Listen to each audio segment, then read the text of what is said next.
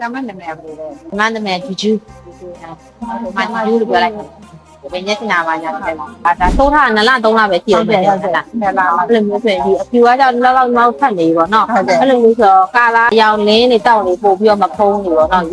ရောပဲရောတော့မှအရင်အစ်ထွက်လာရင်ရောလေးပဲတော့မှာပေါ့နော်အယောင်ဘာလို့ဆိုအမိန်နေမှပဲပို့ပြီးတော့ဖုံးတာအရင်ကသမင်အယောင်ကတော့နည်းနည်းအညိုဘက်ကိုသွားတယ်ဒီအဖျားသမင်ကနည်းနည်းမှောင်တယ်လေဟာတစ်ချက်ကြည့်လိုက်အဲ့လိုမျိုးဆိုရင်ဒီအဖျားမှာဆိုရင်တော့နည်းနည်းမှောင်အယောင်မိန်နဲ့ပဲမှောင်တက်ဘရောင်းလိုမျိုးမှောင်တော့အဖြူကပို့ဖုံးနေပေါ့နော်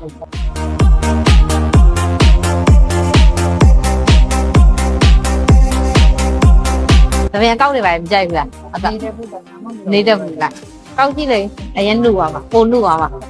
အကောက်နဲ့ပို့လိုက်တယ်မျက်နှာနဲ့လေအကောက်နဲ့ပို့လိုက်တယ်ပင်ကိုသမီးကဆင်းပြီးတော့ဣရလေဆင်းလေးဆန်လုံးကတေးပြီးတော့ဆင်းပြီးတော့နည်းနည်းကတ်တာပေါ့နော်အဲ့လိုဆိုတော့နည်းနည်းအဖျားလေးမှာကောက်လိုက်တယ်ဆိုရင်သမီးကလည်းအောင်းသွားတယ်လို့များသွားတယ်လို့ခံစားရတယ်အယောင်လေးကနည်းနည်းပြောင်းပေးထားတဲ့အရင်တော့အညိုဘက်မဟုတ်ဘူးနော်ညိုမျိုးပုံစံပဲတော့အရင်ငိမ့်ငိမ့်နဲ့မဟုတ်နဲ့စတိုလေးခံစားရအောင်